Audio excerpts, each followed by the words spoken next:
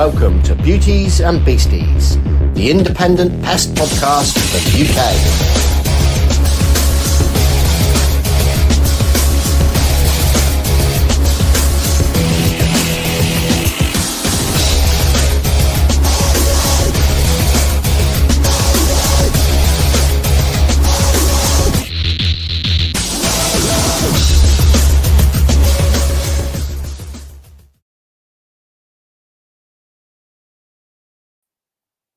Hello. How you doing, sir? Okay, mate. How are you? I'm doing very well. Had an excellent week. Nice and productive. Did my birthday celebrations last weekend.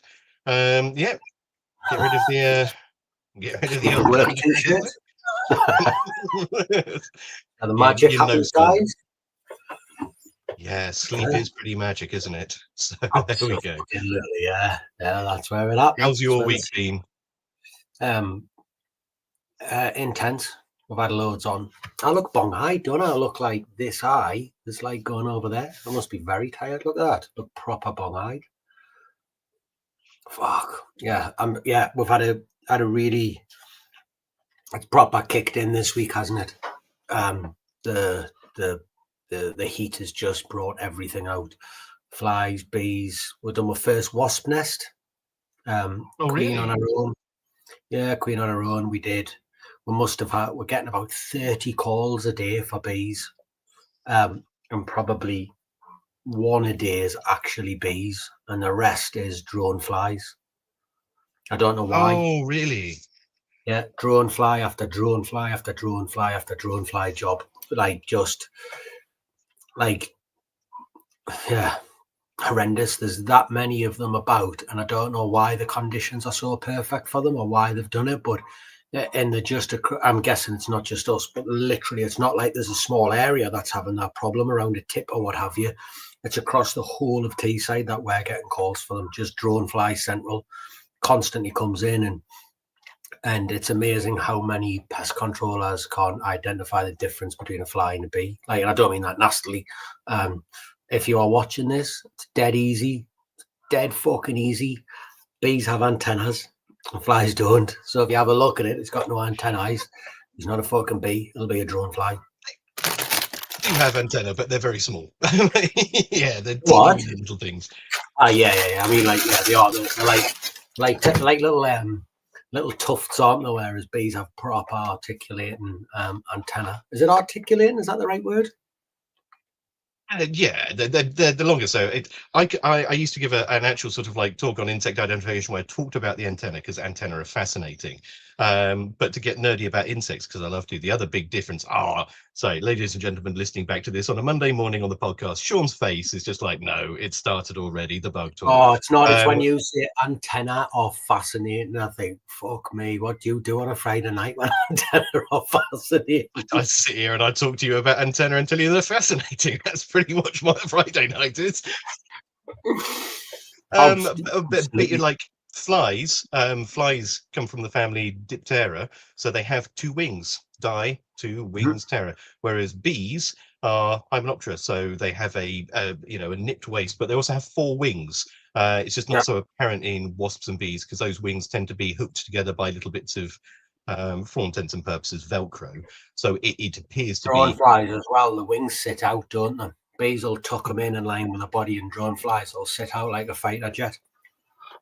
Yeah, it's all good. And we've so talking of bees and swarms and the rest of it, Mardman did his colony check last weekend, a couple of days ago, and in one of his hives, just one of his hives alone, he had 11 queen cells form, which was quite impressive.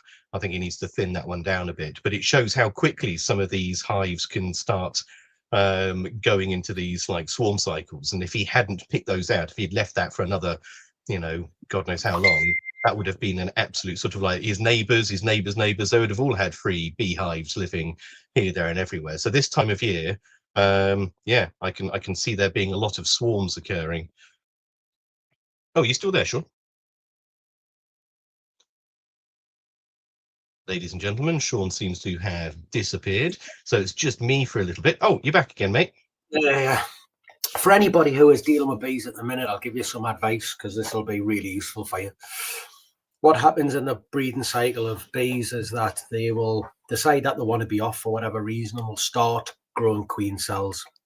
An egg cycle of a bee, it stops as an egg for about 3.5, 4 days. And then between they'll get a queen cell capped at about 8 days. As soon as that queen cell is capped, the original queen will want to leave because she knows she's going to get killed. So the queen will leave and the colony is left queenless but with queen cells. The first queen cell, the first queen which emerges, should run round and kill the other queen cells. I'm not going to cast swarms, etc., etc. The interesting thing for pest controllers is the following. When they are scouting, in those 8 days, when they want to be off, but they're not off yet, what will happen is the bees will start looking at a building, and it's very easy to identify if it's scouting because they'll be looking at every entrance. They'll be bouncing around the whole building. If they've moved in, they will use one, as a general rule, they'll use one center of thingy, bam, bam, bam. So sometimes you'll turn up and there'll be hundreds, if not thousands of bees around that building. They haven't moved in yet. And you can tell because they're bouncing around. Also, if you look at them, they won't have pollen on the legs. Once they're in, they're gone. But that's it. That's enough of the bee shit. Hugh wants us to mention something. Do you want to go ahead with that, Alan? Tell everyone. I don't know what Hugh wants us to mention. Go on, what does Hugh want us to mention? I'll mention it. Next week, please, please, please. Hugh's going to make a reel out of this, I'm sure. Please come and watch next week because we are having our 100th episode. And as a result, we have a load of great prizes, loads of prizes. Over this week, I think every time a prize comes in, we're going to do a post so you can see what it is. Not quite sure of how it's going to be dished out yet. It's probably just going to be a question which you get to answer. The person donating will get to pick the winner if there is one, etc., etc. But we've got some training being donated. We've got some mole spades. We've got what else have we got? We've got all sorts. We've got loads of stuff. Yeah, so I don't mean Sean, you've put something in. I've put something in. We've got folks from I think the BPCA, MPTA have offered to put prizes in. We've got who are these other ones? We've got some hardware from those EFKs. Yeah. Veritas has offered to give some materials and some of their cards. BSF, Lawrence has offered to have a limited edition Helly Hansen Cilantro fleece. Rat Pack have thrown some hardware. We've got loads of stuff. We're not entirely sure how we're going to give it all away yet, so you're going to have to come. But chances are there may be some kind of quiz type element. So come with your thinking caps on, and we'll have a good time. Bring that. I was trying to convince Hugh last week, Sean, that what we should do is you and I, as we're doing these questions, we should literally. Every time we get a question right or wrong, just take a shot. So by the end of it, oh fucking hell! You've seen me drunk, haven't you? I have, yeah. How did that work out last time, Al? I don't know. We've been drunk a couple of times. I mean, I remember one time I was stood outside and you were like, "I've got nowhere to stay now. I need to stay with you." And I was like, "No, you can't," because I don't know if I've told this story live on air, but I managed to rip my trousers clean in two at one of the after dinner parties. Have I told you this story before? Have I told this story on air? No, I don't think you have. I can't remember me. Oh God. Oh, was that because Malcolm had sodded off with a key? I couldn't get in the room. Yes, I think so. Yeah. I can't remember why. All I remember is I stood outside. I was like, I am in no position to do anything right now. So, ladies and gentlemen, to start today's episode off, I'm going to tell you a story for a bit of fun. Basically, I was goodie bags. Yeah, this is kind of that story. So it was at one of the. It was after Pest Tech. It was their after show party, and for some reason that I can't quite fathom, I was saying goodbye to my friend and colleague Lulu and her associate, and instead of saying goodbye like a regular person, I decided I was going to put my foot up on the chair in front of me, one foot up, one foot on the floor, and I was then going to lean forwards and put my elbow on my knee in a very sort of like Will Riker Star Trek style. And as I leant forwards, these colossal thighs of mine, basically, they ripped my trousers in two. When I say ripped my trousers in two, I don't mean sort of like I had a little bit of a split on my crotch. I mean, literally, these trousers went through a rapid, unscheduled deconstruction. They just went into two bits, broadly held together by my belt, and that was it. And that was in front of everyone, just literally explosion trousers. And the worst thing then is actually the one of the, not the CEO, but sort of like the area branch manager, someone very high up in the world of Philips, the bulb manufacturer, walks over to me and says, "Hey, we need to have a chat." And I was like, "Do we right now, this second?"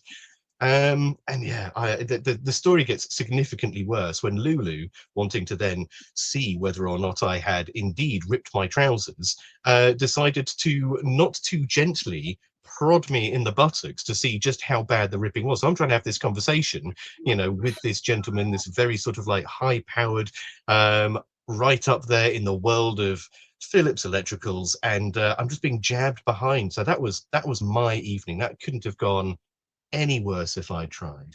But there we go. And then I went outside and met Sean, who was having an equally bad evening for a whole host of different reasons. My last evening there was absolutely fantastic, wasn't it? It was great. Yeah. Anyways, let's bring the guest on. On that, let's bring in Marcus. Should we bring him on? Marcus Scruggs. No more chat. Okay. Marcus, welcome to the stage. How are you doing? Hey guys, thank you so much for having me on. I greatly appreciate it. Thanks for the opportunity to be here and talk to you guys. It's an absolute pleasure. So Marcus, I've seen you dotting around LinkedIn for a little while, and I'm a little bit au fait with what you are up to and what your battle plan is. But many of our listeners from the UK probably haven't heard of you before. So give us a little bit of an introduction to who is Marcus and what was your life like leading up to pest management? What was your life before pest management, before we talk about that? So I'm based in the Houston area in Texas. So we're in the deep South. There's definitely a lot of pest pressures in this area. Been in the industry now. This will be going on my 11th year. I got started at the Big T and did a little bit of outside sales, and was bright-eyed and bushy-tailed and getting a lot of rejections. But I had a really good technician mentor friend who kind of pointed me in the right direction, was like, "Hey, I see you're trying hard, your wheels are spinning, but you're just not getting any traction. I think it would benefit you to just actually get into the field and get into the job, start doing the work, and as opposed to trying to sell it to people. And once you've done these treatments for a long time, then it's a little easier to come from a place of authority and say, hey, this is what you need to do. This is what treatment has to be performed, and you're not just some 18-year-old, kid trying to, drum up a sale." So that's kind of how I got my introduction into the industry as far as like professionally. But I actually always kind of had an inkling I wanted to get into pest control. My brother Nathan, my oldest brother, when I was about 12, he had gotten a job working for Orkin, and he got kind of his first apartment not too far from our house. I used to go to it after school. And it was just one of those situations where my 12-year-old brain saw, him with his own work truck and his own place, and he had a brand new GameCube at the time. It just released as the console of that era. And I just thought, like, wow, man, this is it. He made it, and so between that time and then the time that I graduated high school, we actually ended up with some pest issues at our own home because, of course, like when you live in Houston, Texas, it's not a matter of if you're going to have bugs, it's when you're going to have bugs. And so, of course, we came across several of those instances, and they were profoundly impactful. I took away a lot of life lessons from those, particularly my mother got severely, she dealt with a lot of psychosomatic symptoms from a flea infestation. She was already kind of an insomnic person and had trouble with sleeping. And we just got a bad case of fleas one summer, and of course, just being everyday consumers, right? We were doing everything wrong, everything that we could have been doing wrong, we were doing wrong, exasperating the issue so much worse than it had to be. And just after a few nights of my mom not being able to get any sleep at all, we all just watched her mental health just completely plummet. And it had a huge effect on our family as far as like the tension that was in the house, and just the whole situation, right? I mean, when your sanctuary gets ripped away from you, you lose your peace. And so that was kind of one of those moments. I feel like as a younger person, I kind of keyed in that this was something that was good and useful and helpful. And when I think we hired a Terminex gentleman who came out and actually performed the service on our house, and the real relief, the real help that he actually offered, our family, it changed. I mean, literally, in just a short period of time, 48 hours later, our whole family dynamic started to recover. And so it was kind of one of those small little moments that got me into it. And 18, 19 years old, I hit the ground running. Like I said, I knew that this was kind of going to be the first place that I turned to for a job. And at the time I was in college, I wanted to become a neurologist. So I was real big into like nootropics and nerve toxins and like biology and all that stuff. And I just realized that all this mapped on hand in hand. It was just perfect with each other. And so about 2 years of college, I decided, screw it, throw away the college textbook. I'm going in, I'm going into the field, and I've dove in and been here ever since. Loved it every single day. This is the career. This is the life. Oh, that's amazing. I'd like to sort of like just reiterate something you said there, because I think that's a really, you said, when we were talking about the whole delusional sort of like parasitosis and your DP things, but that you used a specific expression there, which is when your sanctuary is taken away from you. I think that's a really sort of like good way of helping to understand, because sometimes you see these events and you think, my God, how have we got to this point, or how is that person in such a bad shape? But actually, I think describing in such a way as your sanctuary being sort of removed from you, that makes a lot of sense. It makes a huge sort of like emotional resonance there. I don't know, Sean, have you ever heard that expression before? Never. No, I thought it was some of that. I'm guessing that it's some of that Marcus. I picked up on it as well, and I'm guessing that it's some of that Marcus has come up with. Or is it something that you have heard yourself, or? Just the way I described the situation based on the way it felt, just living in that moment. The world's hard, right? School's hard, work is hard. We all go out. I live in a large metropolitan area. We're getting battered by traffic and everything else that can just overwhelm the mind constantly, right? There's stimulus everywhere. And, you just don't realize the value of being able to close the door and lock away the world and have your sanctuary, have that place of reprieve to get your mental health back in order, and to have that time with your family, is so important, especially, when you work all day. I remember at that time, my dad was working like 60 hours a week. He was in a really busy project in his work. And, just that when that time that you have at home is so precious, and then it's stripped away from you, it can really just kill a whole month. A whole time period of our life really seemed to just be very stressful, very argumentative.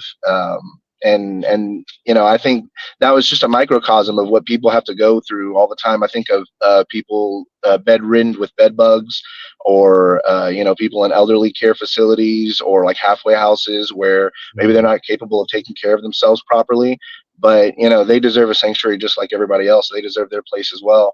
And it was just kind of one of those moments. Again, I was just a younger kid, but it clicked in my head at that moment that this is a good, valued service. It's a real world, helpful, impactful. Aside from the the agricultural and the food, the production, and all the stuff that happens on that side of things as well. Even just on the day-to-day, residential small accounts, the impact is immense. And in that moment, the guy who came and walked through our door was wearing our superhero cape, right? And having done this job so many times, I've walked through that door for someone else, and I was there to solve their problem. I was there to get rid of their issue, to get rid of the scratching noise in the darkness of night, and get rid of their phobias, whether it was spiders or whatever it may have been. And when you do it day to day, you start to kind of lose your fear for those things, and maybe it's easy to kind of trivialize it. But for those people at that time, when they're paying good money for that service, it means something to them. And when you can walk through the door and offer reassurance, and when you can offer a presence of peace, that's where the value's at. That's what matters most. Do you know, Al? Sorry to interrupt. The one thing it stresses on me. We've had a few American guests on, and there's definitely some similarities, but one of the big differences that I pick up on, I don't know if you do, Al, is the difference in their sales mentality, and that, having your sanctuary pulled away from you, it's that reinforcing that need in it. America just seems to be so much further on in terms of sales than we are. We just like sort of roll with the punches and get what we get, don't we?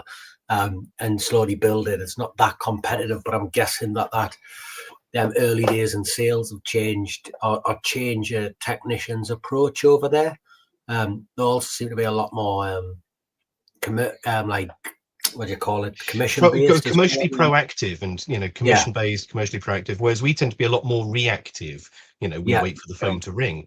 Now the interesting thing is, in the UK we classify a pest, and I'm sure it's the same in the States and the rest of the world, but we say disease, damage and distress. And it's very easy to sort of like latch onto those first two to reduce the spread of disease and to stop damages occurring but we always kind of throw distress in there, and it's kind of like, and it's very hard to sort of like, sometimes it's very hard to conceptualize what distress means in this. Is it someone flapping about? Is it someone screaming and shouting? But I think actually, if it in our head, I'm going to, with great pride and joy, steal that terminology of your sanctuary. I'm so sorry, but that's now entering my lexicon, because that's the perfect way of actually describing the impacts of distress. Because distress is, to all intents and purposes, psychological damage, as opposed to those other things. So yeah, ladies and gentlemen listening to this, take a leaf from Marcus here, which is, when we talk about the prevention of disease, damage and distress, don't just gloss over distress. Your home is your castle, it's your sanctuary. Treat it as such, and don't treat other people's houses as their castles as well, and understand that. Marcus, that's a fantastic way to start this podcast. So thank you ever so much. That was perfect.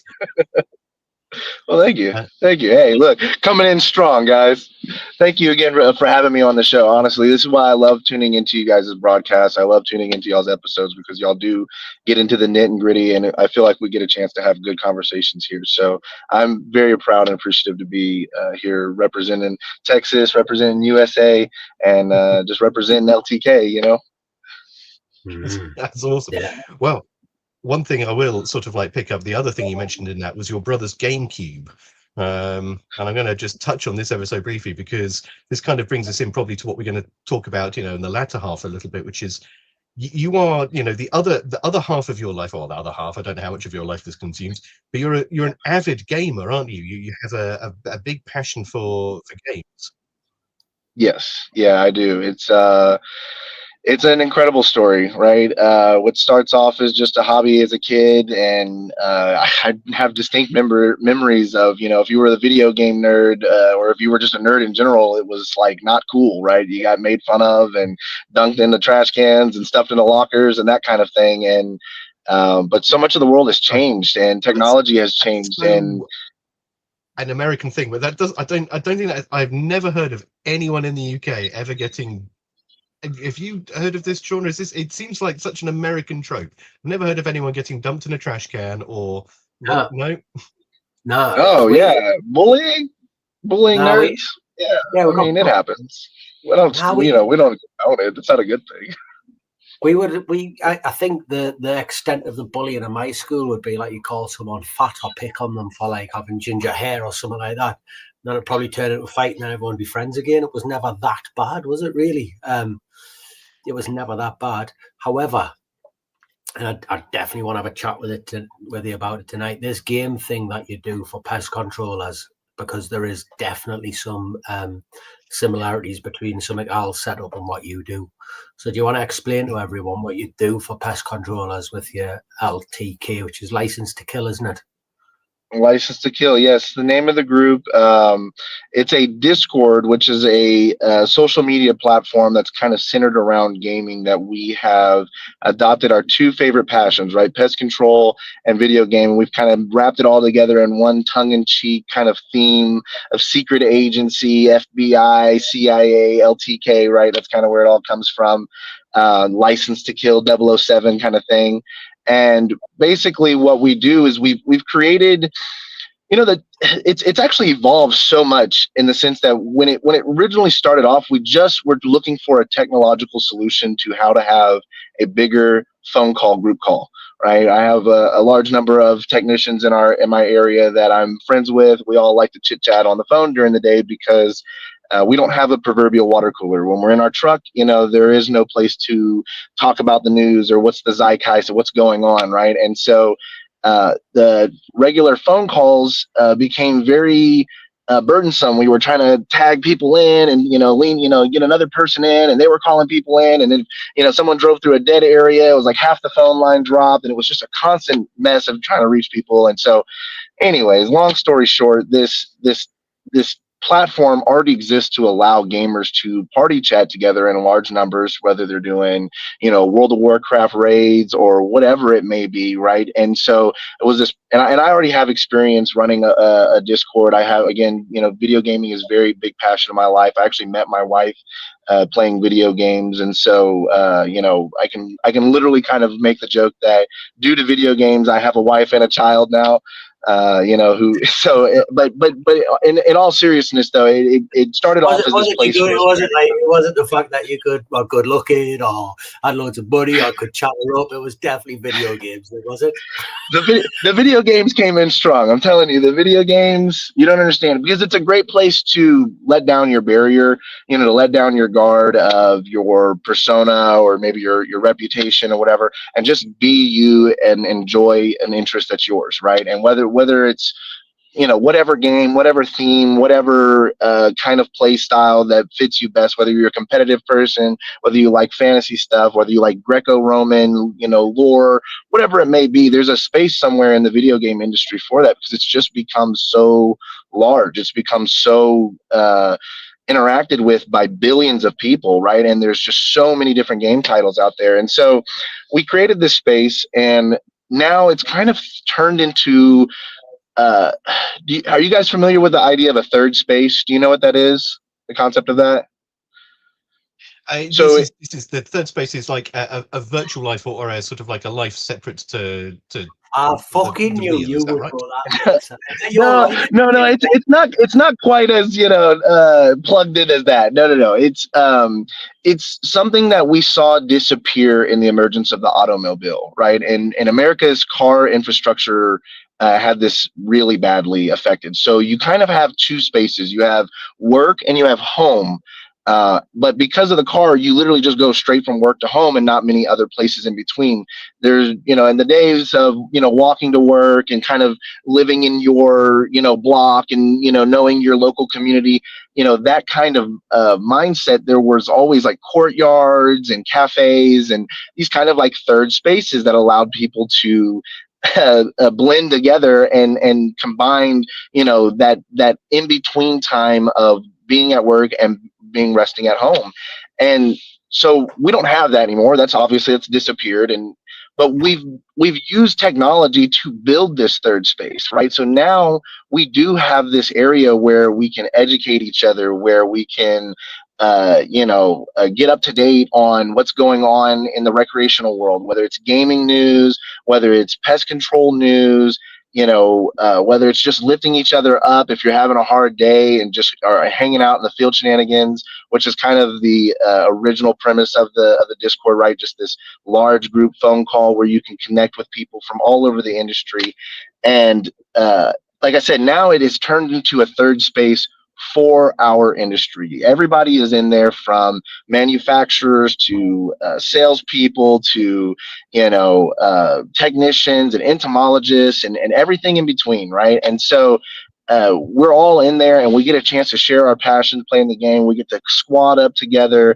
We get to kind of form a clan, if you will, an industry-wide clan that goes beyond all the borders of any companies or all the borders of any states. And we're even international, right? We have several of people from the UK, several people from Africa, and they're all in, and we're getting to see what pest control looks like all around the world, right? We're getting to talk to people who do pest control in a totally different way than what we get locked into in our rut of our 9 to 5, 40 hour a week. You see the same pests, the same bugs. but the world is so diverse, and there's so many biomes, and there's so much going on, and this is just, it gives us that access to all of that, and a shared camaraderie, because it is our industry and it's a shared passion. We self-select, right? The people who join the group are the kind of people who care about pest control. They're not, they're not just 9-to-5ers who clock out at the end of the day, and then that's just, they're just here to collect a paycheck in the industry for a year or two. These are people who are passionate. They want to learn more. They want access to good, high quality information, and they also want a chance to, take back that camaraderie, take back that water cooler space, and hang out. And so we've put it all together in one area, and it's been incredible, the value that's come from it. I mean, we've got a job board now. We've got webinars that are going on. I mean, there's just so much, and it's because the people in the group, they hunger for it, and they want to know it, and they want it. And there's other people in the group who are capable. They're bed bug specialists, or they're finishing up a project on vector control for mosquitoes. And it's just the absolute perfect platform to get that audience, to get to talk to people that you want to inspire, talk to the people that you really want to engage with, especially like aspiring business owners and business owners who are looking for people that they can like coach up or mentor, things like of that nature. It's a huge environment for that. It sounds amazing. And I have to say, I do enjoy playing computer games. I am, that is my way of decompressing. I have to say, the gym and the my Xbox probably would be my third and fourth spaces there. A third space reflectively. But Sean, what do you do? I mean, you look like a man that loves to sort of like kill zombies. No, I'm not a gamer in any way, shape, or form. I don't own a console. My little boy has one in his bedroom, hidden under his bed, and you love it, Marcus. He has a bed where you press a button and the TV pops out the bottom of the bed. So you like sitting playing. He's in there now. I can hear him chipping away, but I'm not into that. I disappear off and mess on with the bees. But it raised. I was talking to you about it today, and it raised two things for me. What you do. And the first one is, could we have a major issue with recruiting, getting people into pest control in Britain, and the right people?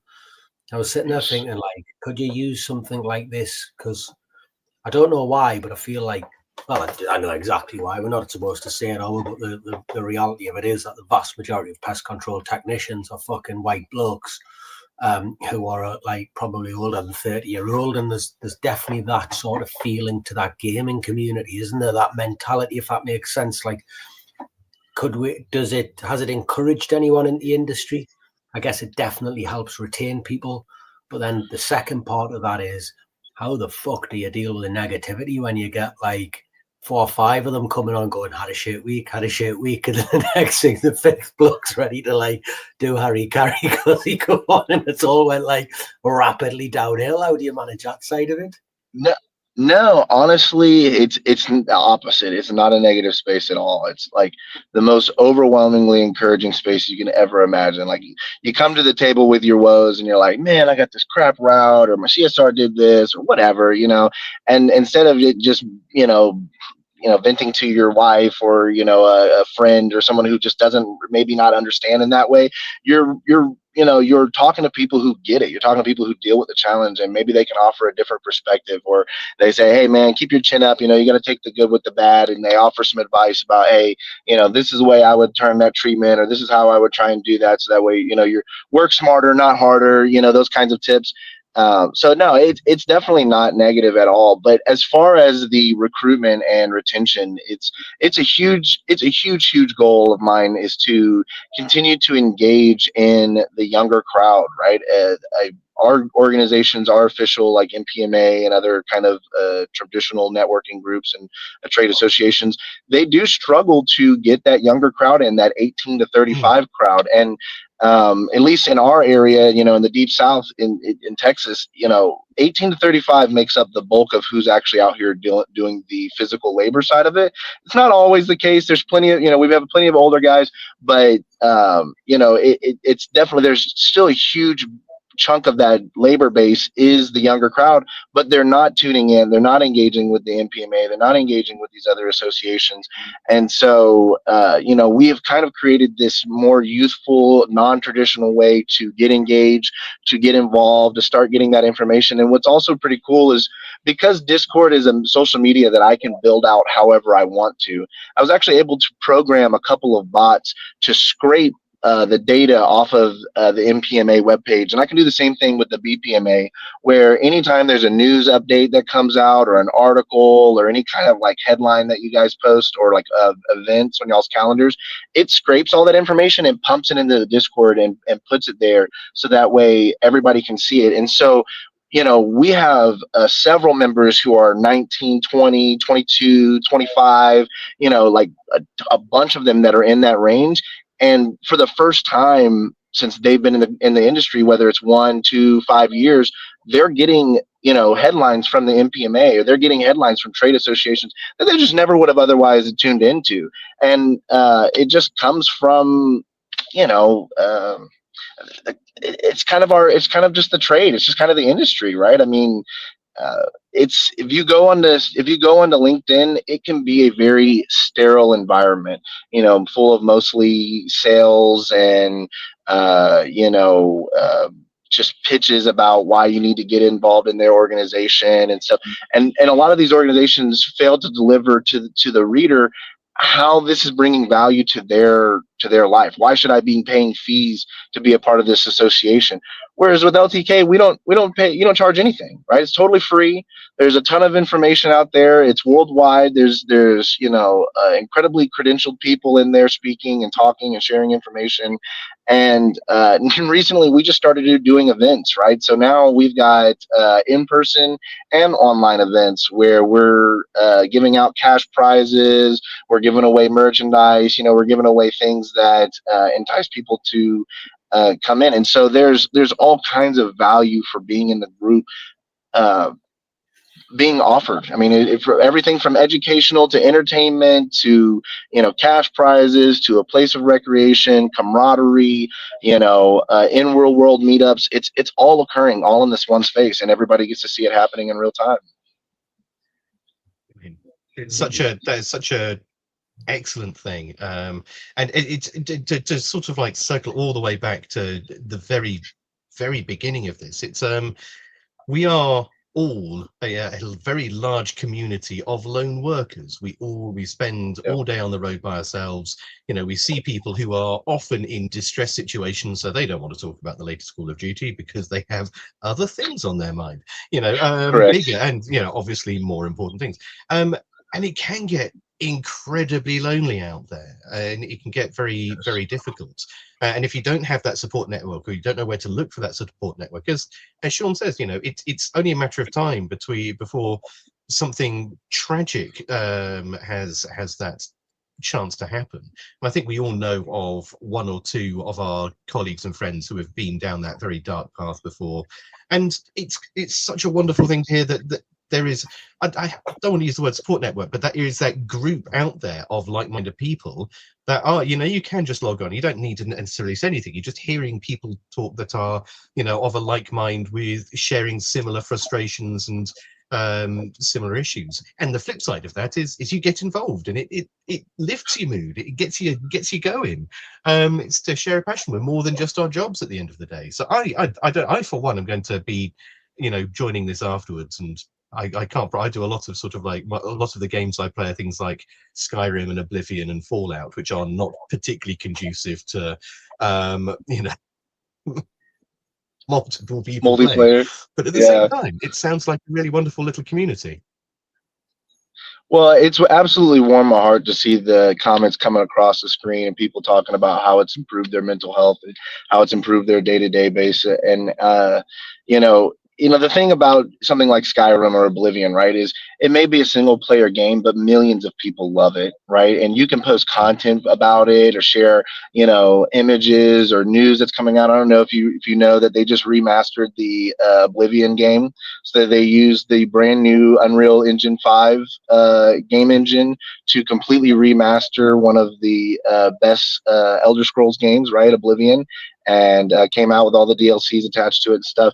That's a great experience where you can get on there, you can take screenshots of your game, you can take screenshots of your character, or what it is that you're doing, an achievement you may have unlocked, and you post it to the Discord, and you're not suddenly by yourself. Right now you got 10, 15 people cheering you on, being like, man, this is so cool, your character looks awesome, or wait till you get that next set of armor.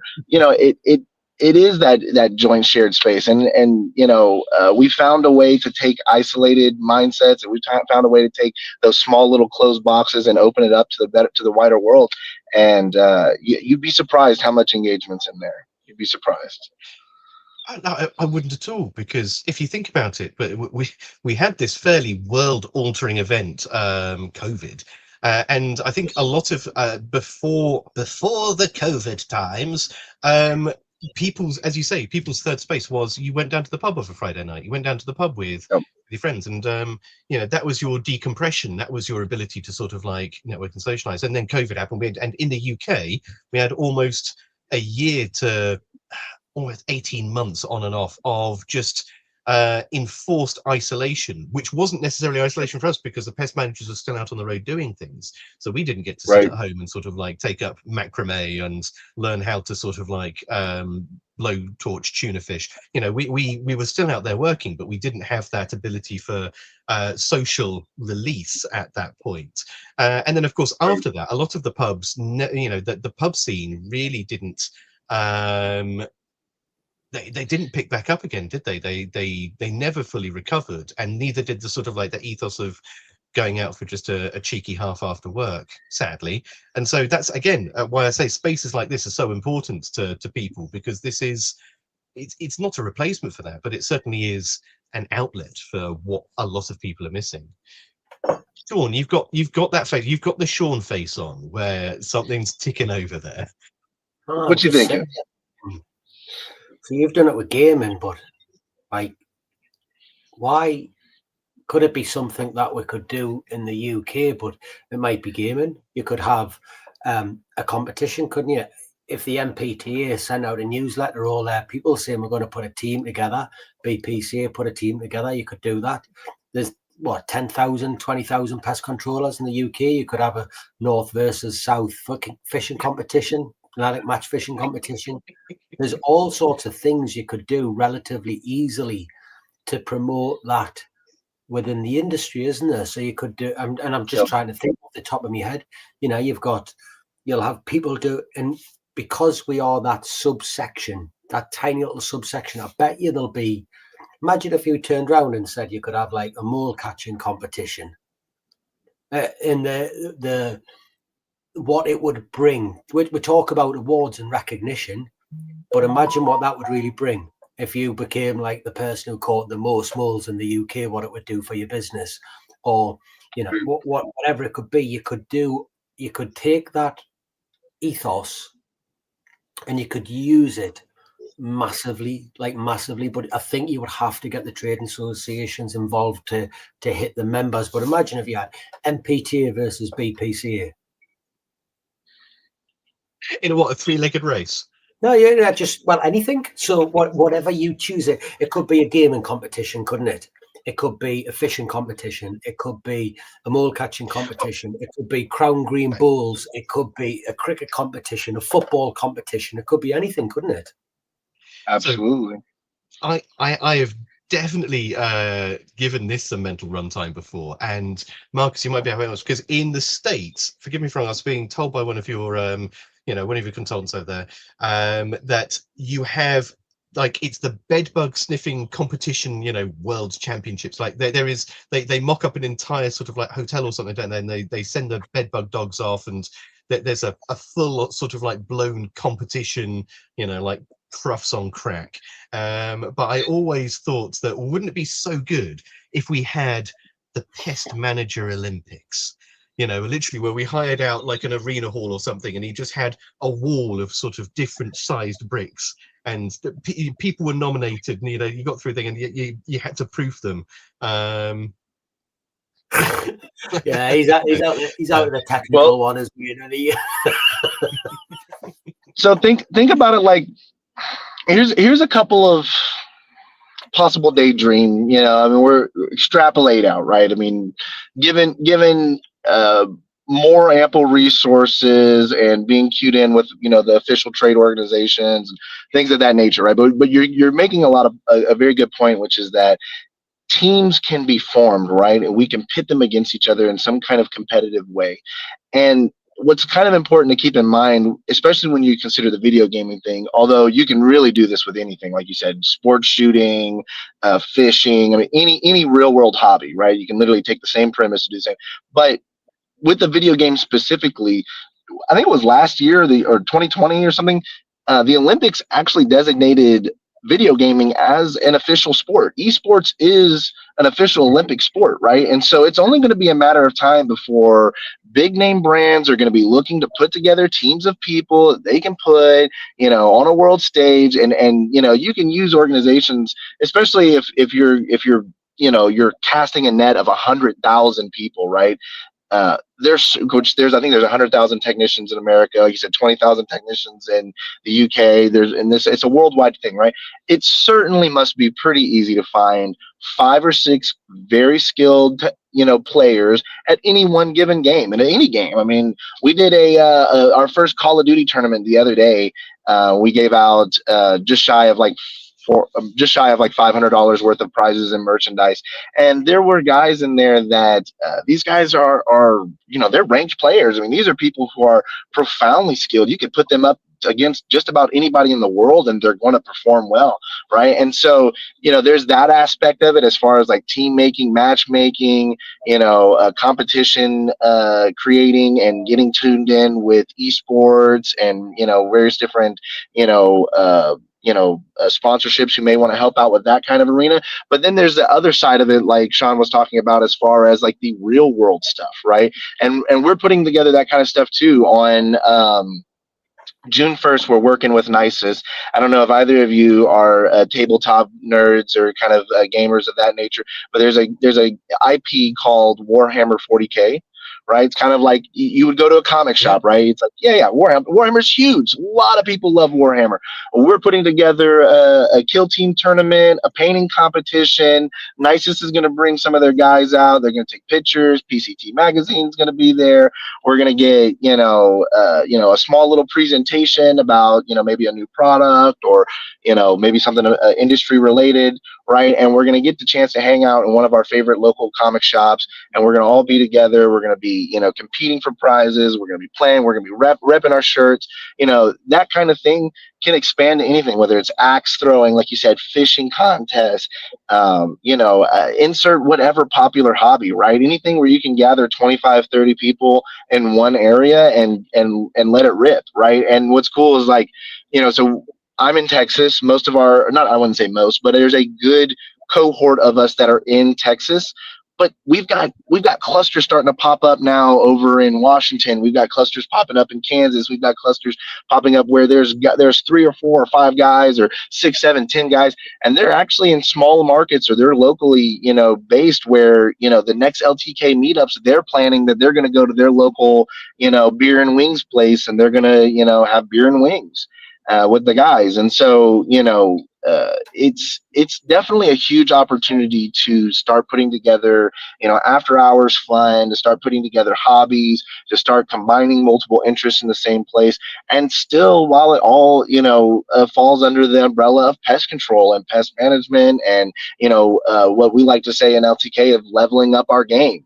Right, we want to be better. We want people who spend their time in the LTK Discord to be the best technicians out there that you could find, and that's why part of that job board is so great, right? And we even have some industry transparency starting to occur, because you start to see what are the pay rates and the benefits and stuff that's being offered all over the country in all these different markets, right? Big markets, small markets, rural markets. You get a chance to really compare clear-eyed with what your peers are doing, right? And so we want to be the most trained, most informed, most interconnected technicians that are out there that at the drop of a dime, they can open up their phone and ask a very complicated, very technical question and have 10 people jumping at the bit to answer it with qualified answers and making them look like rock stars at their day-to-day 9 to 5, making them look like rock stars at the local branch that they work for, and helping out the customer, right? At the end of the day, it's all about making sure we provide the best service we can. And so when we're on the clock and we're all hanging out and we got our party chat together, we're making sure that happens. We're not letting each other slack. We're, when someone's starting to lose gas in the middle of the day, we're hyping them up. We're getting them amped back up. And so, whether it's selling things, whether it's performing treatments, whether it's getting done at the end of the day, whatever it is, that 9 to 5 time we're together, and then afterwards, when you're at that clock off time, we still hang out, we re-engage, we circle back around, and we have a good time, we have fun, and that's what it's all about. I was about to say, like, just listening to you talk there and mentioning, I've got 2 questions around this.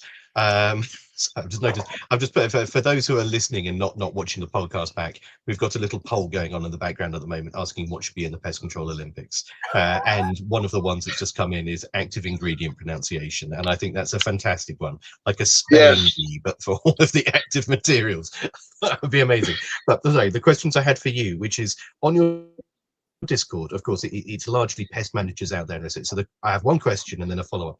How many people on your Discord, how many people in this network are not currently pest controllers, but people interested in pest management and are, they're interested in games and they're interested in pest management, but they're not currently a pest manager, and they're just using it to sort of like see what the people in the industry are like. Do you have many folks like that in there? Is that a thing, or is it just exclusively? I would say maybe about 5 to 10% of our audience, maybe about 5 to 10% of our audience falls in that range. I don't think we try our hardest not to have like normies in there. We don't want the general public in there. We are posting pictures. There is a disclaimer in the rules that says, hey, keep everything in here confidential. We're working on, people's job sites. People's businesses and reputations are involved, and we're posting, images of a rat caught on a snap trap or something of that nature, and we might be like, heck yeah, that's awesome, but the general public may not be as excited to see that kind of content. And so in a general sense, no, we really don't put ourselves out there too much to the non-industry people. But one of the things that I wanted to do with this upcoming Warhammer event, because it is going to be in a local convention, and a lot of the people who are going to be submitting their figurines are going to be placing little business cards with their figurines and a little description of, what company they work for or whatever. I wanted one of the talks or one of the presentations during that time to be about why you should get involved in the industry in general, right? I feel like if we're there, we're in a local comic shop, we're all having fun, there's all this camaraderie. It's still a public venue. There's going to be other people there. There's going to be onlookers, and they're going to wonder, like, hey, what's going on with these guys? Why are they having so much fun? What are they doing? Why are they wearing these shirts with mouses on them? Like, what's happening here? And if we can sit there in the background and say, hey, this job is cool. It pays well. It's consistent. It doesn't have you chained to a desk. You get to do cool stuff like this, be a part of LTK. I feel like that is definitely the kind of opportunity to engage and reach out to those, potential recruits into the industry. But as far as like on the online space, we haven't done a whole lot of promotion on the online space. Again, just because I really want I want our Discord to feel like a safe place for us, and that we're not just getting bombarded with a bunch of people who have questions about bed bugs or rats or, something, to get resolutions with their general home problems.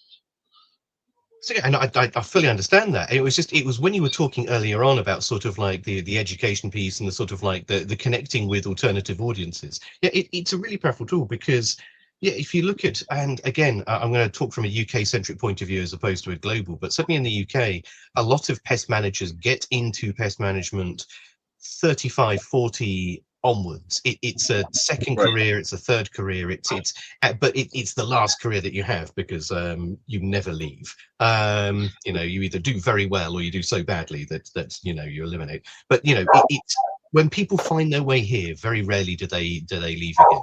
And the number one thing I found from delivering training and talking to people, which was, I sat behind a desk for 10 years. I sat sort of like in a factory warehouse for 20 years. I did all of this stuff and I hated every minute of it. And by the time I got to pest management, I really wish that I'd found my way here sooner. And it seems that Yes. seems to be the running thread. I wish I'd found this sooner. I wish someone had told me about this when I was younger. And that's it. That level of communication we have with people who are under 30 as to this industry is phenomenally poor. And so actually using a medium like this is a really good way of talking to people that may be interested but actually don't know. And the second thing you said there, which is transparency around pay, I think that's phenomenal. I mean, in the UK, we are almost exclusively dominated by small to micro businesses. So discussions around personal pay, probably not a thing, but definitely discussions around price points and how you structure jobs would be very interesting. But for you guys, the big T pays me X amount in New Orleans, where it only pays someone out in sort of Florida, no, so they're not too far away from each other, are they? California, something completely different. And so that's quite a powerful tool as well. How have the bigger companies responded to that? Have they clocked on yet that there's a lot of sort of like glass ceiling discussions going on? You know what? No, they really haven't. And quite frankly, it's to their benefit, right? I mean, good high skilled people are going to want to go where best opportunities are available, right? And if I can tell you, hey, man, you're not getting treated so well over here, but the same company, same organization, just a couple towns over is going to do a lot better by you. That kind of transparency helps. In fact, a lot of our some of our best members are actually high-ranking ROT people and high-ranking Orkin people. Oh yeah, absolutely. We've got a couple of guys that are trainers and stuff, and they reach large audiences of trainees daily that they're moving through their classes, and at the end of their presentations they're putting our QR code up there and letting these new technicians that are being put out into the field know, hey, here's a resource, here's a place where you can get ongoing information, here's a place where I as the teacher and I hang around, and if you've got questions in the future, here's a space where you can contact me or find me. So as far as like, have they gotten on board and gotten upset? No, not quite. And again, see, I'm a technician, right? So for me, I'm a personal believer that we are probably we deserve more, right? We're one of the lowest paid blue collar trade skills out there, where you have to have all the licensing, credentialing, liabilities. Whether you look at HVAC, plumbing, electrical. I mean, literally just about any other trade job pays $80,000 to $100,000 a year or beyond. Whereas in America, the median wage for pest control workers is only about $44,000 a year, right? Which is good, but it could significantly be a lot better. So I'm never gonna cry about the fact that I want high tides to raise boats. I think technicians are out here. We're in the dirty crawl spaces. We're doing all the hard work in the freaking swamps and stuff like that. We deserve our fair share of the cut, and there are tons there. You'd be surprised, so many business owners who are former technicians, who have a great ethics, who have a great moral, who want to take care of their guys, who want to take care of their crew, and they're doing a very they're pushing those ethics and those values to the forefront of their business practices. And so if you're underpaying your guys, then what happens to you happens to you. Long gone are going to be the days of the big brand box companies putting their thumbs down on wages, and driving it down because they can just find any 18-year-old out of high school that they think they can just work over for a year or two. That's not necessary. It's not needed. It's not helping the industry. It's not making professionals. It definitely isn't helping retention in any kind of way. If you want retention, people need to see that the pathway does get better, that the more time in the game, that the better type of jobs that you can take on, the more credentials that you can get, that there is a pathway to this being a career and not just a day labor job. And that's just it. I mean, absolutely, and I think that's what people don't appreciate about pest management is it can be a career. You know, it can be a job if you want it to be. Anything can be a job if you want it to be. Sure. But actually, there's the real capacity to make this a career. There's so many things to learn. There are so many things to, you can either be the world's best generalist and be good at just about everything, or you can sort of like go deep down some rabbit holes and you can really hyper fixate and hyper focus on just one or two elements of this job and still make, a good name and a good living for yourself. And I think people don't realize actually the diversity of different jobs and different roles that you can have in this industry. It's not just about, not, as Neem said beforehand, it's not just about sending the little fuzzy bunnies to Jesus. It's all around, all of these different things. It's a huge industry that's loosely held together in the middle by rats and mice. Right. And it's that's what I find so amazing about this. Sean, I've got a quick question for you. You've got two lads who are exactly relatively young. Yeah. That's exactly where my brain's going. And Marcus was talking about it being a career and increasing wages and all that. I see it from the other side. So it's like, you stand there and you think, I would love to pay my lads 100 grand a year. It would make me incredibly happy if I could pay my lads 100 grand a year. But me and my lads will have like conversations about stuff, and they'll say, well, bring us a business case model for us. Like, with us being a small business, there's only 3 of us really. I can literally sit down and go through pricing with them so they understand where they're at. If you get this job, there's no money in it. It's all right saying, oh, well, I'll come in on Saturday for time and a half. But if there's no money in it, if there's very little profit in it at time, then I literally can't pay you time and a half on it. So we try to educate them to look for the work where it is. And I guess this is the fall down, isn't it? I can't speak for the American guys on how it's priced up and how you pay your lads and all that. But I always say it's like the one thing that's stuck in my head more than anything is, as an employer, my job is to make sure that your mortgage is paid every month. That's how I look at it. And I would love to give them fucking £1 million a year. Do you know what I mean? I would absolutely love to do that. But how do we do it? I guess, how do you do it together? I don't know. Yeah, this is the bit that part.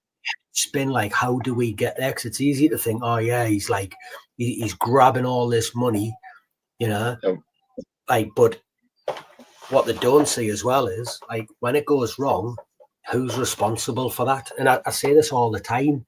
And if there's any employees, and this is to put into context, right? So obviously at Marcus's thing, and that's true. Like, we've got to try and retain them, we've got to try and pay them. But take any job now, right? Like any job, say a teacher gets paid, I don't know, we'll keep it dead simple. Teacher gets paid 30 grand a year. But now the teacher's got to buy the books and the pen, and she's got to pay the mortgage on the building, and she's got to pay the dinner lady, and she's got to do this, and she's got to budget all of that. How much would you have to pay the teacher now to get 30 grand? The teacher's wage would be well in excess of 100 grand, wouldn't it, to put everything together? Yep. And then something goes wrong. She doesn't have any government funding, so if the kids don't turn up, she goes bust. So it's like, I promise you, this is the conversations I have with my lads. So how do we get there together? I guess it's because if the prices are high, then we can pay the lads more money, can't we? So how do we, as an industry, rather than as an individual, get the prices up? Is it something that the boss does? I think the together part is the key that you're going in on, and don't mistake, this is not we're by no means beating up on employers. We love our employers. They give us something to do 40 hours a week, right? They give us a paycheck. They keep food on our tables, and my daughter is internally grateful for the employer that's taken care of me for the last 10 years. So it's by no means to beat up on the employers. I think you're 100% right. It has to be the together aspect, and I really try and hammer every time I get the opportunity to talk about the Pareto distribution, right? The what? The Pareto distribution. I may be saying that incorrectly, but I think that's how it's said over here in the States. Pareto. Okay. The point is, a very quick overview of it is, if you do 10% more every day compared to your counterpart, at the end of the year, you'll yield 50% more income. Right. And that sounds absolutely bonkers, but the math works out, it plays out, and I swear it makes a whole lot of sense. So stick with me for a second. Say you're making between $3,000 and $4,000 a month, right? And you're out on your route and you're looking for, you know, you got to empower yourself. You got to find where the opportunity is. You got to help your business out. You got to help your owners out, right? There's low hanging fruit. There's money that's on the table all the time. There are needs that are not being met that could be identified all the time, right? And you get oftentimes we start with 10 to 12 stops per day on our route, right? That's 10 to 12 engagements every single day where you could be asking a customer about, really anything, a yard spray, rodent boxes, into care buckets, right? And it doesn't take, it's a numbers game, right? If you ask each one of the 10, you don't have to push it. It doesn't have to be a big sales pitch. You just bring it up to them. One of those 10 people is going to bite on that, right? And one of those 10 people has a need that needs to be fulfilled. And say you make an extra $50 a day selling that job, right? So it's a $250 job. I don't know what your guys's, how y'all structure are, but it's very common for like a 20 or 20% or 15 or 25% commission rate, right? So say you make $50 off of that sale, right? You do that every single day. At the end of the week, that's $250. At the end of the month, that's $1,000 extra dollars, right? If you were only making $3,000 a month, that's 30% more income right there by literally just grabbing the low-hanging fruit. That's not asking your employer for a raise. That's not putting a pressure on anything. That's not asking you to go to do more stops or ruin your KPIs or do a bunch of sales pitches. That's literally just say something. If you just say something to every one of your customers, and not even all of you. I mean, if you get good at selling stuff, honestly, it's not even that, right? You bring it up once or two times a day. You score it in the bag. See, for me, I'm really good at walking around and I do a lot of commercial accounts I take care of on a regular basis. I know what my customers' needs are. I have a good rapport with these people. I see them on a weekly basis, if not a monthly basis. And when Marcus comes up to them and says, "Hey, Miss Janet, you're going to need some mosquito control because it's getting pretty hectic out there. I'm getting flown away just trying to rebate your rodent boxes." They know it. They're going to want it. They do it. You know what I mean? It's oftentimes it's not about trying to get that extra money. Most of the time, they're just not aware of the problem. And if you just make them aware of the problem, you're not trying to twist their arm to get a sale or anything of that nature. They're excited. They're like, "Oh, you know what? I've been thinking about that. Every time I walk through the courtyard, I also am getting bit when I walk into the office in the morning." And there's the sale right there. Couple $100. That's money in your pocket. It's money in the pocket of the business. So yes, the Pareto distribution, 10% more than your counterparts. If you're the 9 to 5 guy who just looks at your schedule and you go, "Okay, this is the amount of money that's being handed to me for the day," and you close out those stops and that's all the money you get home walking away, that's your fault. That's 100% your fault.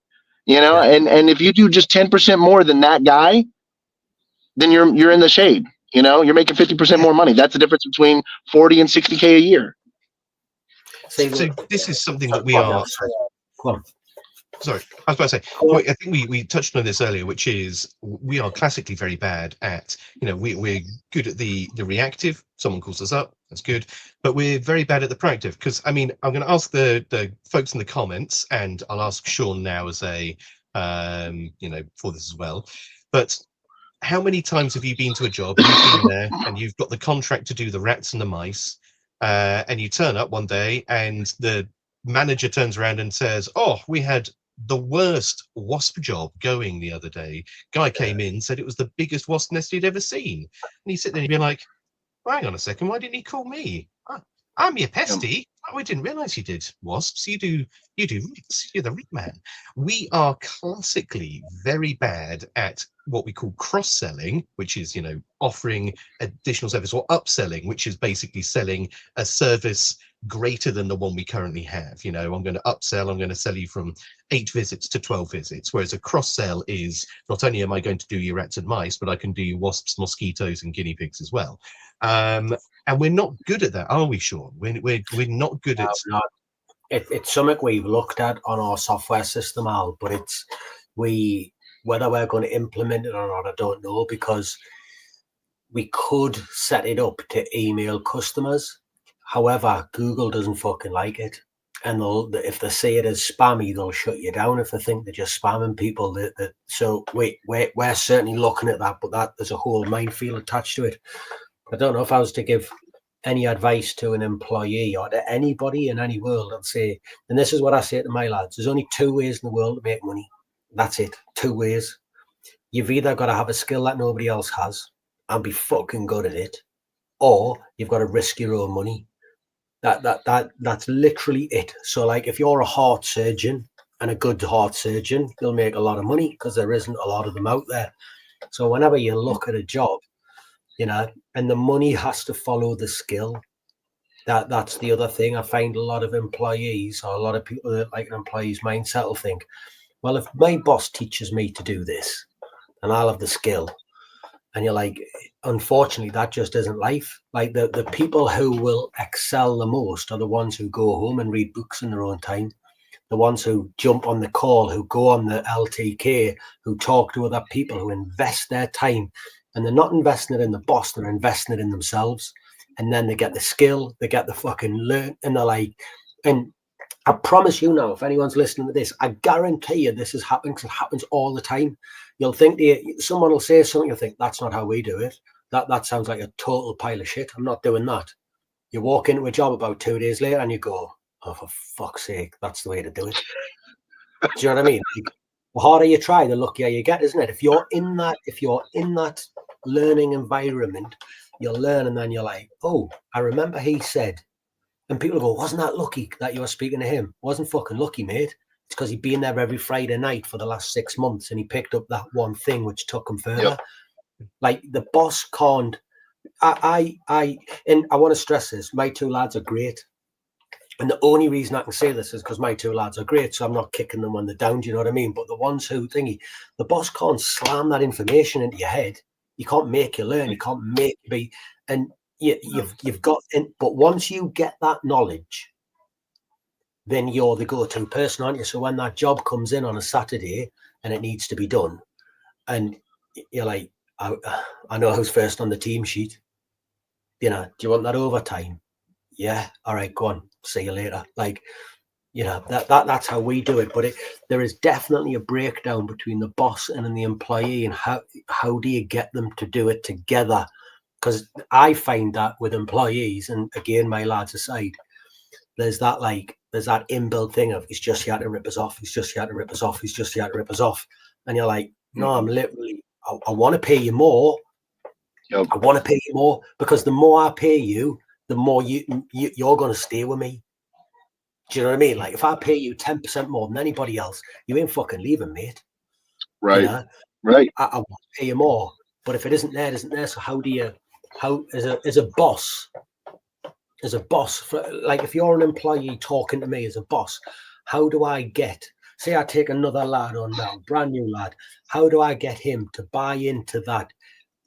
I want him to do it for him so that the business benefits, so that he benefits, without that employee feeling like I'm leading him down the garden path and I'm trying to push something onto him so that we can get rich and he can stop poor, because that's not what we want. It's not what I want in any way, shape or form. But how do I do that?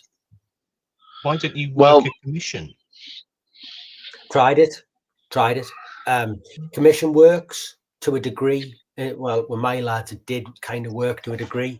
The problem that I found with it was that, and this is just being dead honest with you, it was like, right, I'll pay you a commission on this. And then it was like, can I get commission on this? Can I get commission on this? And you're like, well, actually, that's your job. You know, there's a particular job here. Well, can I get commission on this? I sold it, mate. I paid for the website. I got the phone call. I booked it in. You went and done it. If you'd went to the job or you'd been talking to someone and it come in, that's a whole different kettle of fish. But then it for me, it started to create it's the old chicken and the egg, innit? If I pay you more, you want more. But what I want them to do, and I don't know if I'll ever achieve this with every lad we get, is I want them to understand that I want them to be the best version of them for them, that they've got the most knowledge they've got, so that if I drop down dead tomorrow, they are a wanted commodity, and not just a wanted commodity to go in and earn. Do you know what I mean? How about this for a model then? You turn around, and this is just me spitballing. You say, right, every year I'm going to give you. It's not commission based on every single job you do, because as you say, then they're just going to want to only do big jobs as opposed to sort of like their regular work. But you say at the end of every year, I'm going to give you a bonus, and your bonus is going to be on 3 factors. It's going to be on, how much CPD you've done, how well the business has done, and how well I think you have done as well. So if each one of these things do good, then I'll give you, 5% for each, and you'll get 15% of your pay as a bonus, for example. And so at that point, they want to do their CPD because that's 5% of a bonus. They want the company to do well because that's 5% of the bonus. And they want to hit all of their sort of like their own personal targets for job work because that's 5% of a bonus. And that's the end of every year, or you do it every quarter. So it's not just the big jobs and small jobs, because they want the company to do well. They want to show their own personal development. And at the same time, they want to clear as many job sheets down as they can. Just a thought. Yeah. From my seat, this is what I would say, because you mentioned about that employer trying to hammer in the information and the old adage of you can bring a horse to water but you can't force him to drink, right? And part of that is some of what we're trying to address in LTK, right, is that the learning is the byproduct, right? The fun is the objective. And there's so many competent people in there, and the exposure is there, that given just the time in, the education comes. It's kind of the opposite of these old training videos from the 80s and 90s, this log of 40 hours that you have to get in to get your foot in the door. It's those trainings are good. There's nothing wrong with them. From an industry standard, they have to be there. But what you were talking about of how do you get those people to go the extra mile, that crowd of people who are going to read those books in the evening, a part of it is they have to know that, hey, that there's something worth reading, right? That there's a crowd of people that can say, hey, look, I've been down that road. I was there 2 years ago. If you study up and make sure you get your CA exam, you can do this, and this with it. Or, you currently have your CA exam. Well, have you pursued your ACE yet? We've got like ACE study clubs and various different people that are helping to work with each other to get their PCQI certifications and other things to help bring market value to themselves. And as those employees bring on that training, that bring on that credential, they bring on that market value, it translates to the company, right? Because for instance, my company doesn't have an ACE entomologist on staff or any form of entomologist, right? So if I were to achieve my credential, right, our company could use that, moving forward as promotional material, saying that we have, an on-staff ACE entomologist. And so, it is one of those things of, getting that encouragement, getting that fun. I think what you guys are talking about of trying to restructure the pay or optimize the structure to benefit the technicians. One of the main things that the guys have just reiterated over and over, you will be surprised how thick and how long of a slog that the guys will go through if they know that their owner has their best intent. The owner of the company has their best intentions for them. They'll pick up a mountain and move it, and they'll do it unpaid or underpaid if they know that their employer is doing everything they can. They're in the right spot. So if you're the kind of mindset guy that goes, well, how can I reshuffle around, to optimize or restructure payment, you're probably in the right place. You're probably in the category of very good business owners that's not trying to screw over your technicians. And I can promise you your technicians can pick up on that. It's the bigger box brands that treat you like a number, that are trying to maximize every single penny from every angle they can. And a lot of it comes in the form of trying to take away from the technicians.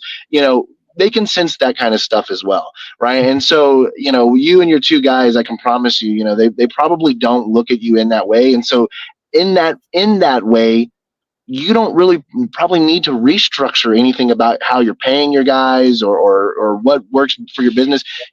Business has to make sense. The numbers have to make sense, and the profit margins have to make sense. And if they're not, like you said, there's only so much that you can give.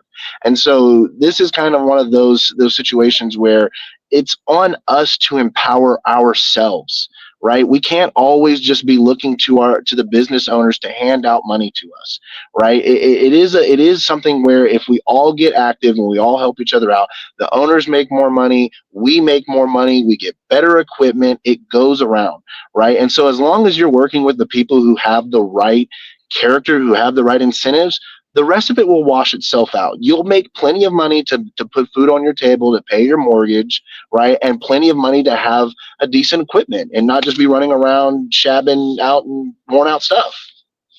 So do you want to know what I think is the reason for people charging not as much as they should in this industry? My solid belief is it all comes down to confidence. We have a lot of... I'll tell you what it is. I'll almost guarantee I know what it is. They're not fucking taught. 90% of them are on charge. Yeah.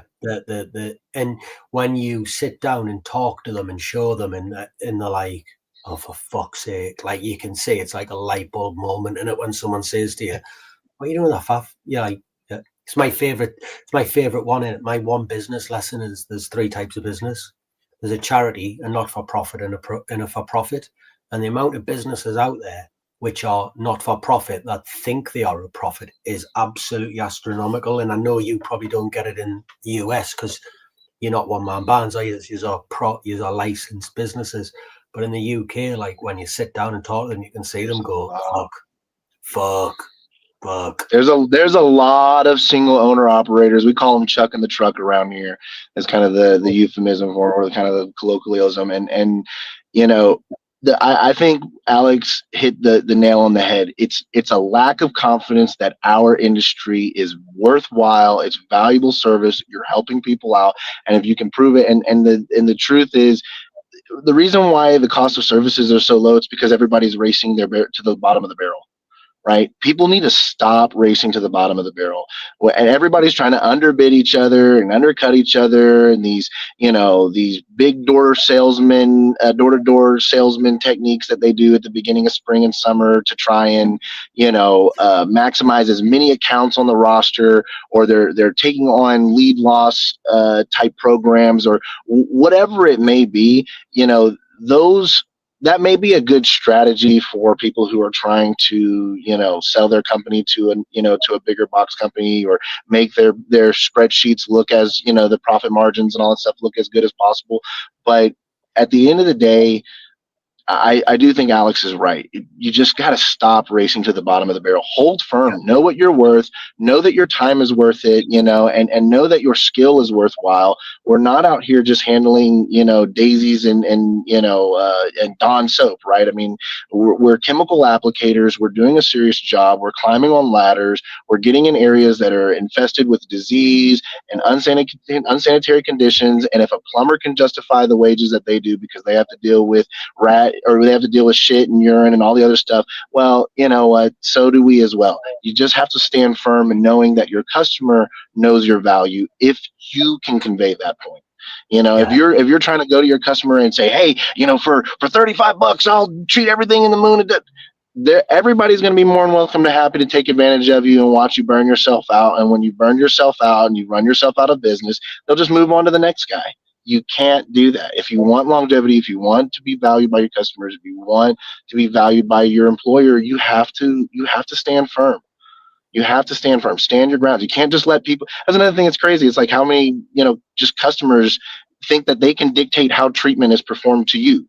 And it's like, no, you cannot just allow, you've got to be able to tell a customer no confidently with a smile on your face, and let them know why they're going to get a better service if you stand your ground. That you're not just being the lazy guy that doesn't want to walk around the room and spray the baseboards everywhere, right? It's like, I've already driven 40 minutes to your house. I'm here, I'm here to do the service. I'm not shorting you on the service. There's just a better service that can be provided, and you have to let me.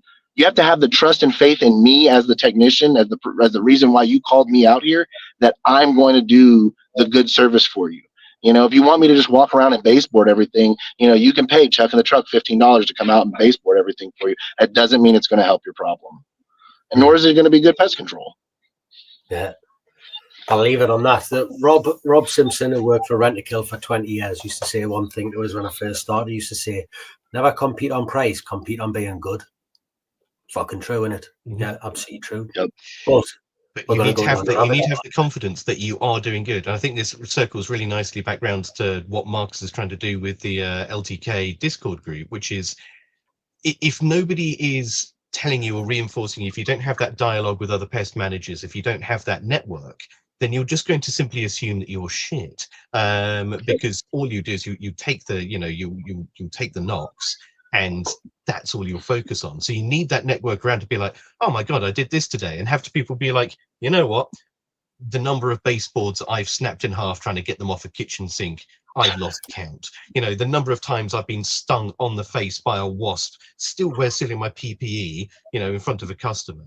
And it kind of takes the sting, metaphorically, out of those things, which means that people think, all right, you know what? In order to compete, I don't have to bring my price down. I can still compete. I'm not shit. I am a valuable member of this team, so to speak. So yeah, I think that's another reason why everyone should get involved with these social groups, with these big networking events, because it's exactly that. It takes the mysticism out of it. It shows that we're all humans, and actually we're probably doing a better job than we think. Right, before we get on to our last 3 questions that Sean's put up scrolling around the bottom, I want to do the additional one that I've quite enjoyed actually throwing into the mix, which is, Marcus, do you have a question for us? Yes, I am always intrigued by other biomes and treatments in other areas, especially laws and regs, because it's just such a different area. And it feels like everything that comes from the UK eventually makes its way to California, and then everything in California makes its way across the entire United States. And so the question is, are you guys happy with the current regulatory state of pest control? And is there any current pest issue that you feel like is not being contained properly due to that regulatory issue or non-issue? Do you feel like something's become unchecked or? So this is quite interesting, because I think Sean and I are going to have 2 very different views, because for anyone who's just tuning into this podcast for the first time, Sean and I's dynamic is very much that Sean's out in the field. He's at the very pointy end of the stick, whereas I've spent a lot of my career, a little bit more behind the scenes, the lab-based environments and the rest of it. So Sean, I'm going to let you go first, because I definitely have views on this. In terms of regulation, as a business owner, I think it's relatively simple. I roll with the punches. I don't have the time or the patience or the inclination to fight regulations, or to try and change the regulations. That doesn't bother us in the slightest.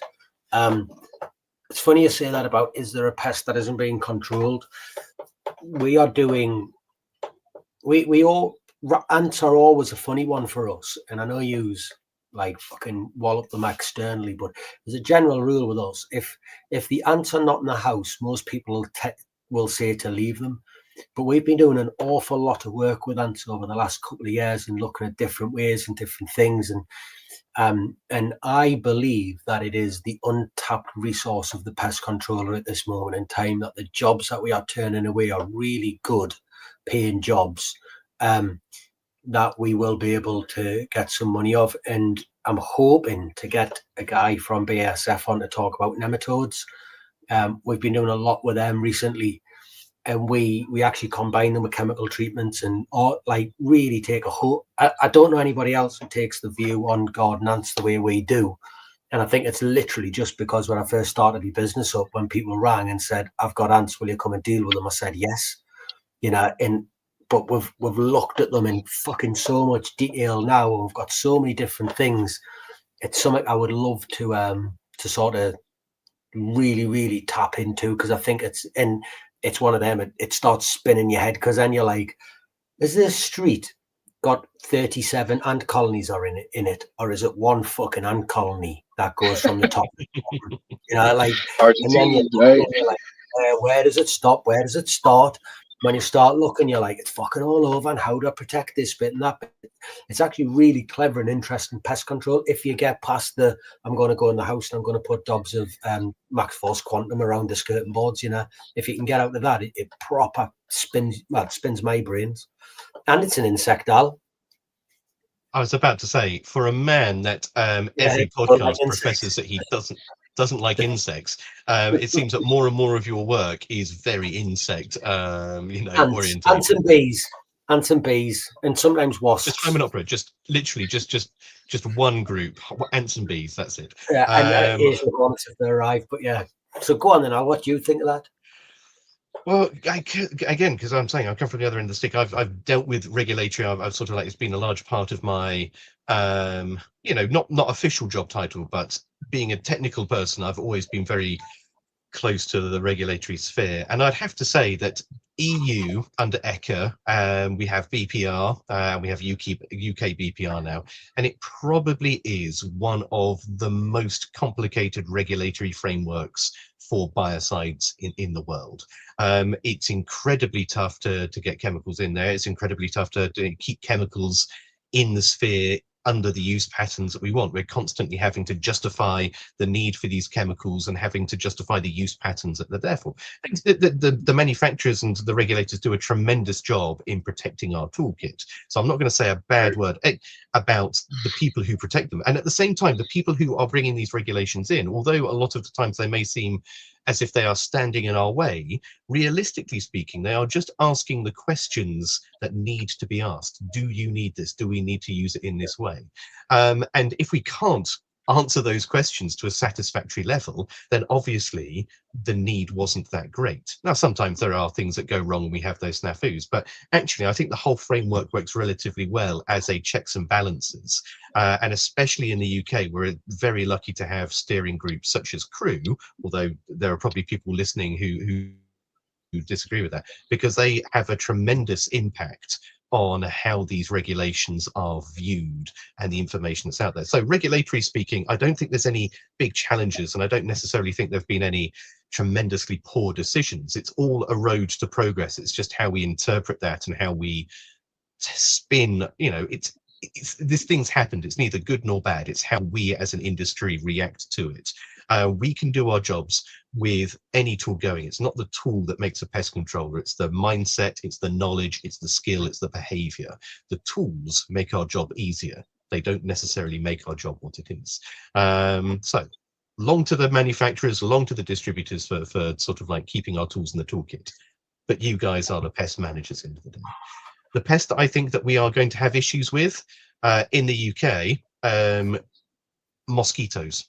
At the moment, they're not a problem because they're not a vector, because we simply don't have the diseases for them to vector. But there are species of mosquito up and down the UK at the moment, which are potential vectors of these pretty nasty diseases. And it's a bit of a powder keg waiting to go off. And the big problem we have with this is we have no vector management program in the UK. In a lot of other countries around the world, mosquito control is done by spraying chemicals on the exteriors of walls, using bed nets, using broadcast sprays of ULVs or even pyrotechnic fogs. None of those, Right. We can't spray the exterior walls in the UK. It rains 3 out of every 5 days of the year. It would not work. Using Right. bed nets simply, I don't think would be feasible. And then additionally, you're not going to be able to ULV or thermal fog anything because we have so much other biota out there. It would be an environmental disaster. So I am really concerned about mosquitoes because I'm not sure what the path forwards would be if we started to have a genuine public health issue which stemmed from mosquitoes. So that's my big fear.